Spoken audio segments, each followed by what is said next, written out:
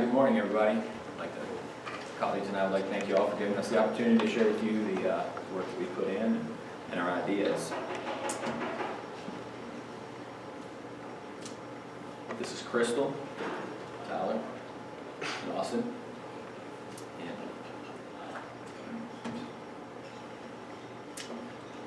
Not all seeds sown are nurtured to grow to the point that roots spread throughout and continually grow stronger with each passing year. As a combat veteran, I can attest that seeds sown through contentious times with good intentions, if the care is not given and the responsibility changes or the groundwork not set initially for success, the greatest and most costly sacrifices may be in vain. The University of Kentucky is not such a case. A land-grant university started in 1865, then known as the Agricultural and Mechanical College of Kentucky, has become something greater than anyone would have ever predicted. In just 150 years, it is overwhelming to look around and see what we have become. Dr. Thomas Cooper was an integral part of the transition and growth, or nurturing of those seeds, for 40 years. I think it's time we start recognizing, in a way, that tells a story for those here and welcomes those who will come. My name is Stillwell. It is my honor and my privilege to start this journey with you. In turn, my colleagues will paint a visual image in your mind's eye for what we believe is the best way to do that.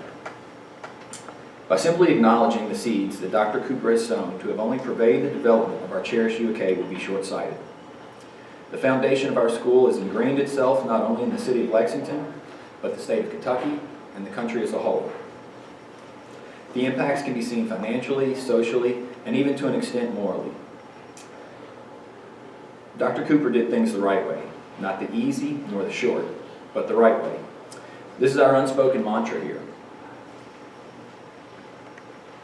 No shortcuts, no side steps, but put in the extra time, the work, and even get your hands dirty if you must, but do it the right way. I elected to be the first to speak to share with you briefly how I ended up here. Our group, comprised of 4 students from different places with varying aspirations, backstories, and reasons for arriving here at the College of Agriculture, found a common goal that we all want to see come to fruition. The University of Kentucky is ranked 4th nationally as the most veteran-friendly university in the country, based on enrollment, graduation rate, and percentage of student body. When I started here in the fall of 2012, they were ranked 6th. But to be honest, none of that had any effect on my decision to come here. I was born and raised due west on I-64 in Finchville, or Shelby County, Kentucky. I literally heard bleed blue so much as a child, I once got in an argument with my 1st grade teacher. Finally told her, "I'm right, I'm done. Call my pep ball, he'll tell you." And we would always watch the games together, my grandfather and I, and he would mute the games on the TV so we could listen to Kaywood Ledford or Mr. Hammond on the radio. Didn't matter that there wasn't TiVo, we would just be comfortable being 10 seconds ahead or behind in the broadcast. The relationship I shared with my grandfather, as his only grandson among 7 grandchildren, are memories I cherish and I miss him. I think more than anything said, for me personally, the relationship Mr. Tom Hammond shared with his grandfather, Dr. Thomas Cooper, is what I connect with the most on an emotional level. I joined the Army in 2004 and re-enlisted for another 4 years, about 9 months into my 15-month deployment to Iraq. I knew that I was a lifer. I loved being an infantryman. I went to and graduated Airborne and Ranger School and had aspirations and realistic possibilities to join the most elite of the elite in special operations. Even then, I knew, once I retire, I will be that 45-year-old freshman wearing a U.S. Army vet's hat with political and unit pins stuck all over it sitting in orientation at UK. But as a man of faith, I should have known that God's plan does not often align with yours. In fact, I was injured in Iraq, sustained permanent concussive damage to both my brain and heart, and after nearly 2 years of physical and operational rehabilitation, I was told you don't have to go home, but you can't stay here. Meaning I could stay in the Army, but I would no longer be allowed to deploy to combat zones and lead the men I was asked to train. In fact, they wanted me to take a desk or retire. I chose the latter. So, instead of 45, I was a 29-year-old freshman sitting in Memorial Hall, albeit sans hat. And having completed almost 45 hours prior to arriving at UAK, I was having to declare a major rather quickly. I chose accounting at the Gatton College because I like money and pretty good at math. In 2014, coincidentally, NBC released a national study that veterans were dropping out of college after their first semester at a clip of 71%. The number increased after their first year. Even here at the number 4 university in America for veterans, we have an attrition rate of over 60% after the first semester and nearly 70% after their first year. Well, after the completion of my fall 2013 semester, I was going to be one of those numbers. One of the harder things to deal with after spending some time in the military, especially in combat arms, along with the known afflictions of PTSD and/or physical injuries, is the loss of camaraderie. Being 10 years older than all of my classmates, especially for me in that specific department, finding that camaraderie was even more difficult. I was on the cusp of quitting. The dream scenario of attending UAK was getting worse by the day. In the last ditch effort, I went to meet with my 4th advisor in a year and a half. Ultimately, he suggested I look at the Ag Econ program over in the College of Ag. Never heard of that degree, that program, and had no idea where the College of Ag was. It was that 4th advisor that I met with, it was actually his first day, and he had no idea about that program or where the College of Ag was either. But when I found it, I found home. Embraced by everyone, not because of anything I had done or was going to do, but because over here we do it the right way. Family, friendship, helping each other to get things done, teamwork, pride, all those characteristics that I missed from the military, I found. Not just from students, but from the top down. As an intern at the Kentucky Center for Agriculture and Rural Development, or KCARD, I had numerous graduate and PhD students come into my office, introduce themselves, and offer assistance that I might need with work, applying to graduate school, or even for the classes I'd be taking this fall. It's completely unknown to me. The professors I've been so fortunate to have had, such as Dr. Isaacs, Myers, Snell, and Woods, each inspired genuine interest within me through their keen experience and knowledge that they brought to each topic. Ms. Flores' genuine compassion and care for my well-being and transition has led to random emails and weekend phone calls just to check in and make sure everything is going all right. Dr. Maynard, one of the busiest men on campus, doesn't even close his office if he steps out. It is the ultimate definition of an open-door policy. He is willing and happy to sit and talk with you about traveling abroad, his vision for the future of our college, or just shoot the breeze. And I tell you all my story because it almost didn't happen. As I said, that 4th advisor was his first day. He too had never heard the program and couldn't give me directions where to go. And it made me wonder how many veterans or just unhappy students left college and went the direction I almost did because they just didn't know. And that is why we're here, to tell you, to show you, and hopefully inspire in you the vision we have. A vision to create a place that honors Dr. Cooper's life and work. Our vision is twofold. The first, to create a place that both reflects on and credits the past while maximizing efficiency and functionality in the future for students, faculty, and alumni. 2, and just as, if not more importantly, is the creation of a welcoming, easy to locate heart in the College of Ag. Not for us, but for those who will follow, ensuring that future students always know where to find their home away from home. The Cooper House has a legacy of education, as does the University of Kentucky. My family also has a legacy of education. Both my parents, my cousins, my aunts, my uncles, and my siblings all have went or are currently attending college. Pursuing higher education was never anything I wanted to do, so it's a little surreal that in less than 5 months, I too will be graduating. It's not that I didn't like school, it's that school is the same repetitive cycle.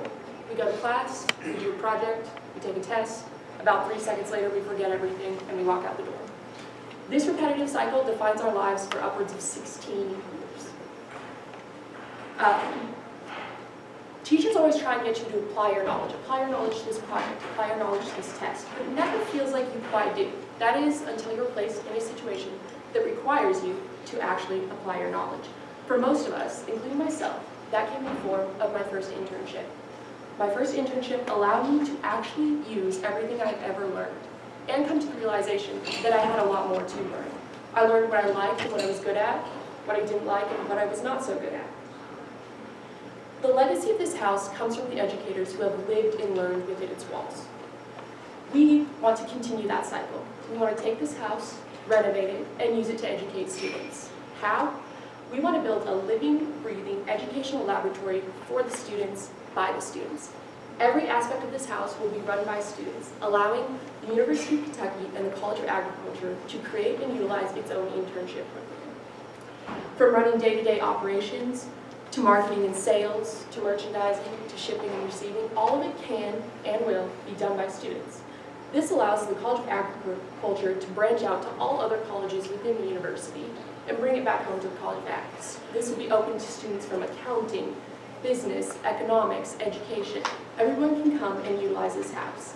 It will be the students who decide what we're going to sell, for what price, and why, what we're going to be cooking in the restaurant that week, what we're going to be growing in the garden, what beer we're going to be brewing and serving in the bar. Every aspect will be allowed for students to apply their knowledge and make mistakes, learn from those mistakes, and ultimately succeed. All this aligns with the CAFE strategic planning goals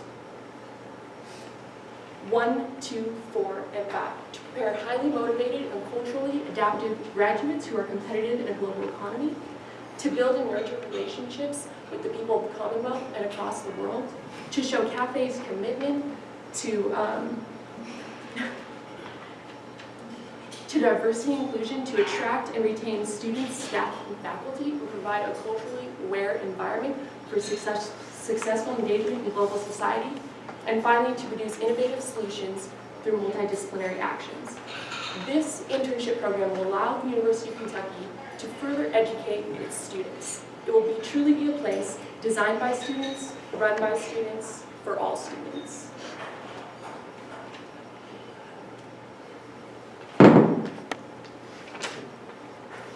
As you walk up to the new Cooper House, you will see the aesthetics of the restored red brick and magnificent historic architectural elements of the remodeled Cooper House that will surely entice people to come see this old building made new.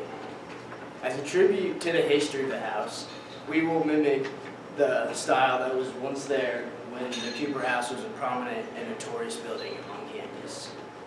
Aside from the visual aesthetics, the front porch will provide a nice place for students and faculty to sit outside and communicate with each other. There will be rocking chairs and swings along both sides. Large windows will overlook the front of the porch so people can see in and out of the house. This will provide a welcoming and homey-like appearance so people will want to come back. As we enter the Cooper House, the first thing that you'll notice is a stained glass window at the base of the steps, with the old school Wildcat logo and the words, "The University of Kentucky," arching over it. This is one thing Tom Hammond had strong memories of from his time growing up in the house, and this window of the old school logo will be an everlasting reminder of just how far we have come. Immediately to the left of the front entrance is a retail store, fully operated by students. The atmospherics of the room will combine the rich history of the house with pictures of the old college, combined with new pictures of the accomplishments that we've made today. Inside the Cooper House, inside the retail store, there will be UK and Cooper House logo apparel such as shirts, vests, etc. There will also be fridges with dairy products from UK's Dairy Center, meats from the meat science unit, which people will be able to purchase and will be especially popular around the holidays. Like students and interns will be the ones fully operating this, from the basic work of cashiering to the complex work of merchandising and handling the products. Right across from the retail shop is, right to the right of the front entrance, will be the Cooper House bar / coffee shop. It's a multi-purpose room. During lunch hours, it'll be used for students and faculty can go in there and relax, get a cup of coffee in between classes, get a snack. And during dinner time, it gets turned into a bar that will serve local, local taps and local beers brewed by students in their program. Towards the back of the house, we plan to have a full-service interactive kitchen with stainless steel appliances and state-of-the-art equipment.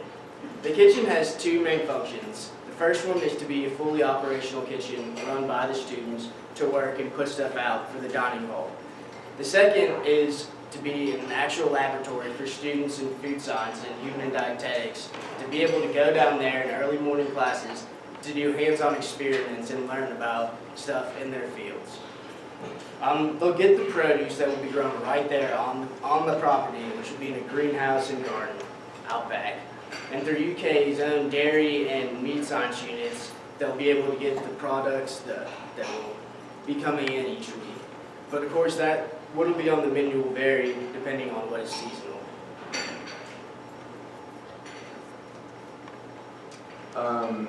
Right next to the kitchen would be the dining hall, which is another multi-purpose room. During lunch hours, it'll be more of like a community-style seating with longer wooden benches that encourages people to interact and create new memories with people, like force it almost. During dinner time, it changes to more of like a formal restaurant. You pull the tables apart so it's more of a private dinner. Plus, it's always still run by the students, and it's a learning experience the whole time.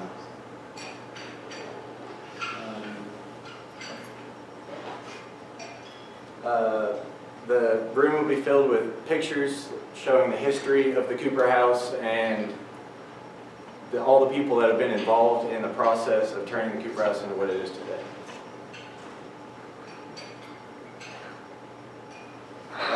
Going up the stairs to the second floor, there'll be an opportunity for donors, like a plaque on the stairs, so when you walk up you see anyone who's sponsored or donated to the Cooper House in some way.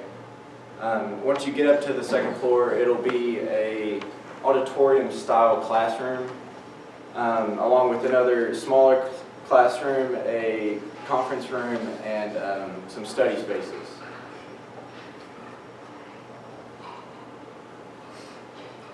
As you make your way up to the third floor, down up the grand spiral staircase, you'll notice pictures that will be hung on the wall, portraying your strong history. You'll notice the pictures are kind of hung like a timeline. At the base of the steps on the floor, you will see images of the college from the very beginning. And as you progress and climb up the stairs, you will see images of us progressing over time. The third floor is going to be mainly an open area with a handful of tables and chairs for people to admire and look at the historic aspects of the room. This area will be able to host venues, job fairs, special events, or tailgates. Just think about on Saturdays for football games if we had alumni tailgates there, providing all of our alumni to come back and see the accomplishments that we're making. As it sits right now, the third floor only extends to the front part of the house. We decided we would open up the left side and put a patio on top that would allow for like an extra event space along with the rest of the third floor, and then it could be rented out for games or tailgates, which would be great. It looks over the football stadium, and there's also going to be a smaller bar up there to have some of the local taps, or local beers, on tap. The basement will be used in two main focus. The first will be just basic storage for the kitchen, restaurants, retail store. There's two basic storages that you'll need, a cold and dry, and it's very convenient with entrances on both inside and out, which will allow easy access for deliveries and access for people that are working inside to go directly to the basement and get the stuff they need. The second focus of the basement would be the brewery process. It'll provide an interactive, hands-on experience for students to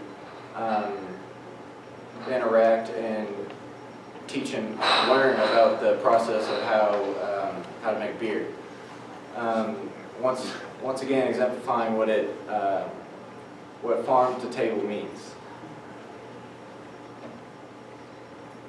This learning experience will also be revenue for the College of Ag, selling the local products and giving people an extra space to rent out whenever. I know we've given you a lot to look at and think about. We'd like to thank you again for your time and consideration, and we'll leave you with two things. First, imagine a beautiful spring day overlooking the thousands of BBN faithful tailgating en route to a 9-3 football season and a berth in the SEC championship. That third floor screened-in veranda. And the last is our last question.